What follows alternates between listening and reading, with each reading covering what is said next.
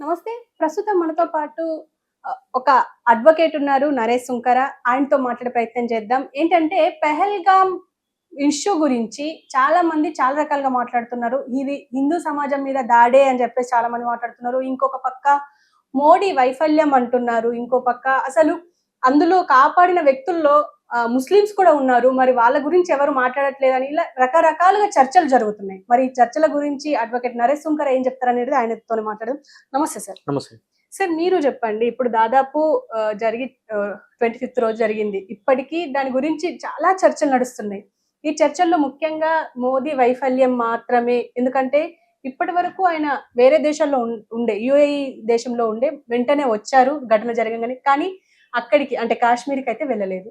ఎందుకు వెళ్ళలేదు అని చెప్పేసి, అంటే ఎక్కడ ఇన్సిడెంట్ జరిగినా, ఎక్కడ మతపరంగా ఇన్సిడెంట్ జరిగినా ఆయన వెళ్ళట్లేదు అని అంటున్నారు. మీరు దీని గురించి ఏమంటారు? దాని గురించి డిస్కస్ చేయడం కంటే ముందుగా ఈ పహల్గామ్‌లో దాడిలో 26 మంది ఇన్నోసెంట్ పీపుల్ చనిపోవడం అనేది, దానికి సంబంధించి ముష్కర మూకలు ఈ విధంగా ఇటువంటి అఘాయిత్యానికి తెగబడటం అనేది చాలా భయంకరమైన విషయము. అదేవిధంగా షాక్‌కు గురిచేసినటువంటి అంశం. ఎందుకు అనంటే ఎప్పుడైతే గనక భారత ప్రభుత్వము ఆర్టికల్ 370ని రద్దు చేసిందో దీన్ని, దాని తర్వాత కాశ్మీర్‌లో పెట్టుబడులు పెట్టడానికి గానీ, టూరిజంకు సంబంధించి కానీ వీటిలన్నిటికి కూడా వెల్కమింగ్ నేచర్ అనేది చేయడం జరిగింది. ఆ విధంగా అప్పటి నుంచి టూరిజం కూడా చాలా పెద్ద స్థాయిలో పెరగడం జరిగింది. అదేవిధంగా భారతదేశానికి సంబంధించిన మినీ స్విట్జర్లాండ్గా కూడా ఆ ప్రాంతాన్ని పిలుచుకోవడం జరుగుతుంది. అంటే అక్కడికి వెళ్ళలేని వాళ్ళు ఇక్కడికి వెళ్ళి గడపడం కూడా ఆనవాయితీగా వస్తుంది. సో ఇటువంటి అంటే తీవ్రవాద భావజాలం కానీ, అదేవిధంగా తీవ్రవాద జాడలు ఉన్నటువంటి ప్రాంతానికి ఇటువంటి టూరిస్టులను అలౌ చేస్తున్నప్పుడు మనం బేసికల్గా అటువంటి ప్రాంతాలకు వెళ్ళినప్పుడు ఏంటంటే కనుక తరోవుగా చెక్ చేసిన తర్వాత మాత్రమే పంపించడం అనేది జరుగుతూ ఉంటుంది. కానీ ఇక్కడ ఇటువంటి అటాక్ జరిగినప్పుడు అది కూడా ఏంటి అంటే కనుక ఒక మెరుపు దాడికి లాగా వచ్చి ఏదో చేసుకుని కాల్ చేసి వెళ్ళిపోయేటటువంటి పరిస్థితి కాదు. వాళ్ళు రావడము, ప్రతి ఒక్కరిని కూడా వాళ్ళ యొక్క ఐడెంటిటీ కార్డు చెక్ చేయడము, వాళ్ళతో మాట్లాడము, ఈ విధంగా ఏదో ఒక ఫంక్షన్కి వచ్చినట్టు లేదంటే ఒక ఇంటర్వ్యూకి వచ్చినట్టు వచ్చి వెళ్ళారు అని అంటే కనుక ఇది ముమ్మాటికి కూడా భద్రతా వైఫల్యం కనిపిస్తుంది. No doubt about it. ఇది ఒక సుంకర నరేష్ అన్నటువంటి మాట కాదు.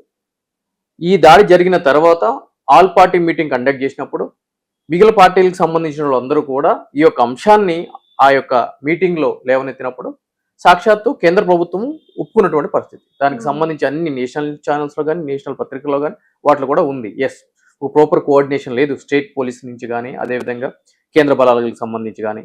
అందువల్ల ఇది జరిగింది. భద్రతా వైఫల్యం ముమ్మాటికి కూడా కొట్టొచ్చినట్టు కనిపిస్తుంది అని చెప్పి కూడా వాళ్ళు చెప్పడం జరిగింది. సో భద్రతా వైఫల్యం ఉంది. అయితే ఇటువంటి భద్రతా వైఫల్యం ఉన్నప్పుడు ప్రజల యొక్క ప్రాణాలతో ముడిపడినటువంటి అంశం ఉన్నప్పుడు ఇంకొద్దిగా జాగ్రత్తగా ప్రభుత్వం అనేది వ్యవహరించాల్సినటువంటి అవసరం ఉంది. కానీ ఇక్కడ ఏం జరుగుతుంది అని అంటే కనుక ప్రజల యొక్క ప్రాణాల మీద ఫోకస్ చేయడం కంటే రాజకీయాల మీద ఫోకస్ చేయడానికి నాట్ ఓన్లీ గవర్నమెంట్, అపోజిషన్స్ కూడా వాటికే ఎక్కువ ప్రిఫరెన్స్ అనేది ఇవ్వడం జరుగుతుంది. ఒక బెస్ట్ థింగ్ ఏంటి అని అంటే కనుక ఈ యొక్క ఇన్సిడెంట్ జరిగిన తర్వాత, ఇటువంటి ఘోరం జరిగిన తర్వాత ఆల్ పార్టీ మీటింగ్ లో కూడా అందరూ వాళ్ళ యొక్క రాజకీయాలని పక్కన పెట్టి మీరు ఏ డెసిషన్ తీసుకున్నా కూడా మీ వెంట మేము ఉన్నాము అని చెప్పిన ఏదైతే కనుక మెసేజ్ ఉందో అది క్లియర్గా ప్రతి ఒక్క భారతంలో ఉన్న ప్రతి ఒక్క పౌరుడు కూడా ఆహ్వానించదగ్గ పరిణామం. అయితే ఇక్కడ ఈ ఇన్సిడెంట్ జరగగానే ఇమ్మీడియట్లీ అమిత్ షా గారు అక్కడికి వెళ్ళడం జరిగింది. ఆ యొక్క ప్రాంతాన్ని పరిశీలించడం జరిగింది. ఆ టైంలో మోడీ గారు యుఏలో ఉండటం జరిగింది. అదేవిధంగా రాహుల్ గాంధీ గారు కూడా వేరే దేశం అమెరికాలో అనుకుంటా, ఐ హోప్ సో, ఉండటం జరిగింది. ఇద్దరు కూడా ఇమ్మీడియట్లీ రావడం జరిగింది. ఆల్ పార్టీ మీటింగ్ కి కండక్ట్ చేయడం జరిగింది. ఇవన్నీ జరిగింది.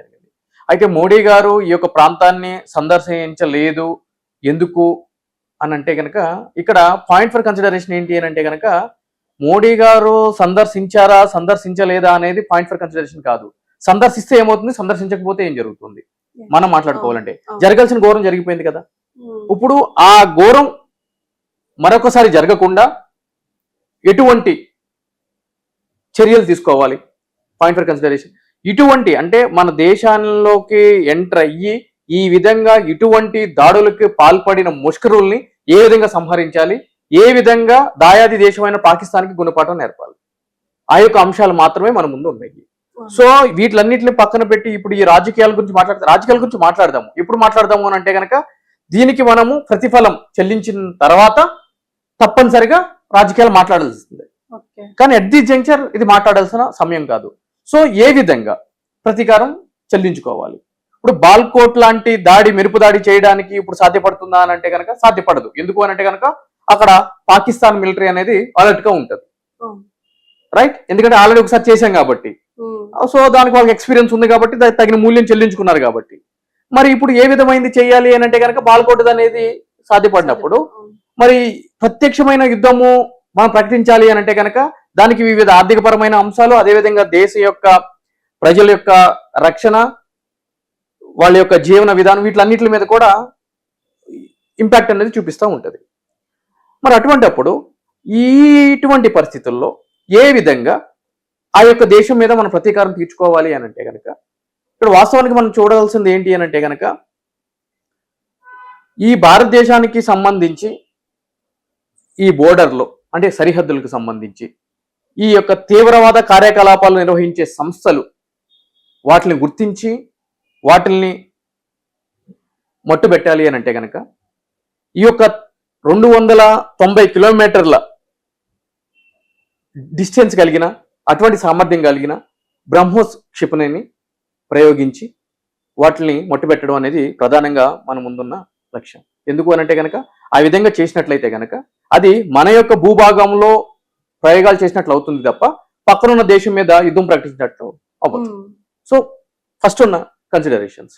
అదేవిధంగా ఈ యొక్క లష్కరే తోయబాకి సంబంధించిన కేంద్ర కార్యాలయం పాకిస్తాన్లో ఎక్కడ ఉంటుంది అని అంటే కనుక మురిద్గి అనే ప్రాంతంలో ఉంటుంది. ఇది లాహోర్కి చాలా దగ్గరగా ఉంటుంది, పాకిస్తాన్ లాహోర్కి చాలా దగ్గరగా ఉంటుంది. అది మన యొక్క సరిహద్దు నుంచి 30 కిలోమీటర్ల దూరంలో ఉంటుంది. సో అప్పుడు ఏం చేయాలి అని అంటే కనుక సాయుధ డ్రోన్స్ ప్రయోగించి వాటిని ముట్ట చెప్పే విధంగా ఒక కార్యాచరణ అనేది ప్రకటించడము మనం ముందున్న అంశం. అదేవిధంగా ఇప్పుడున్న మన పరిస్థితి చూసుకున్నట్లయితే కనుక మనము పాకిస్తాన్ మీద యుద్ధం చేసి గెలవగల కెపాసిటీ, క్యాపబిలిటీ అవన్నీ కూడా మన దేశానికి ఉన్నాయి. కానీ ఇక్కడ ఏం జరుగుతుంది అని అంటే కనుక యుద్ధము అని అంటే కనుక ప్రతిదీ కూడా యుద్ధానికి వాడే ఆయుధము మన భారతదేశంలోనే తయారవుతుంది. ఆ ముడి సరుకు కానీ అదేవిధంగా ఆ యొక్క కంప్లీట్ వెపన్స్ కానీ అనుకోవడానికి లేదు. ఎందుకు అని అంటే కనుక ఆయుధాలని దిగుమతి చేసుకోవాల్సిన పరిస్థితి ఉంది ఇప్పుడు కూడా. సో దానికి విపరీతమైన ఆర్థికపరమైన ఖర్చు జరుగుతుంది.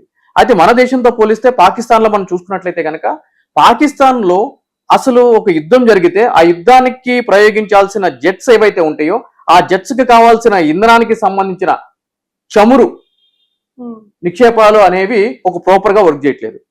గత 9 నెలల నుంచి 6 చమురు ప్రొడ్యూస్ చేసే ఏవైతే కనుక ఇంధనం అంటే ఒక జెట్స్ కి కావాల్సిన ఇంధనానికి ఇచ్చే ఈ చమురు నిక్షేపాలకు సంబంధించిన ఏవైతే ఉన్నాయో అవన్నీ కూడా వర్క్ చేయనటువంటి పరిస్థితి.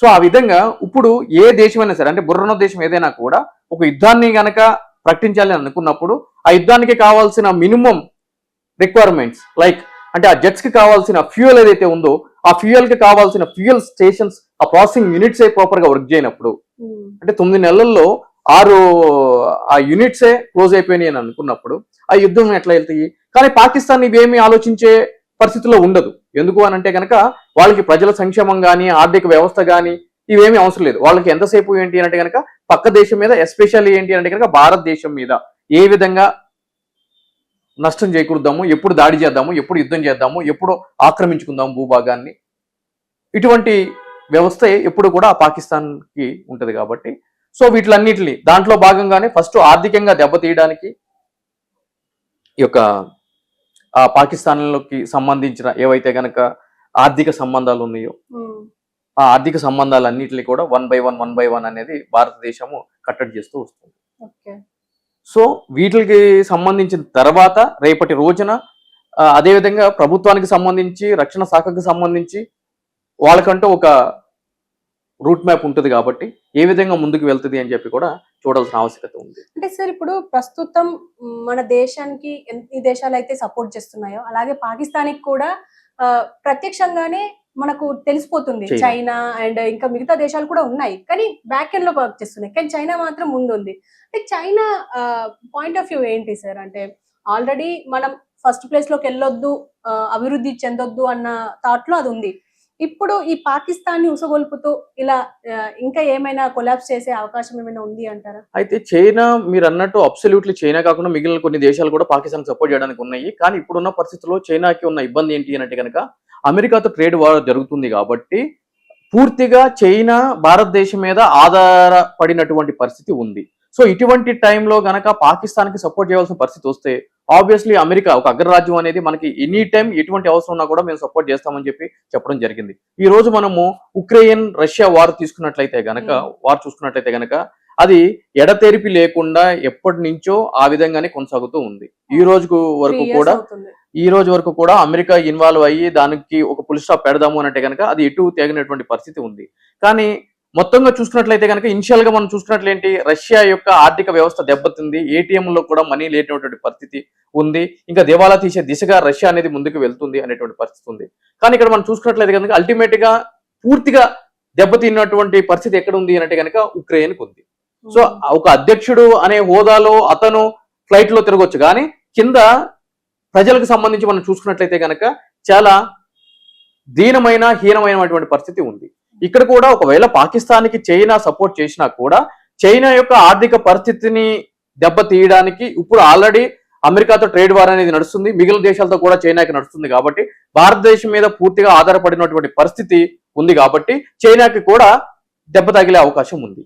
అయితే ఇక్కడ మనం చూసుకున్నట్లయితే గనక ఈ యుద్ధం అనేది ఇక తప్పదు, అనివార్యము అని చెప్పి మనం అనుకున్నప్పుడు ముమ్మాటికి కూడా పాకిస్తాన్ కంటే భారతదేశానికి సపోర్ట్ చేసే దేశాల సంఖ్య ఎక్కువగా ఉంది.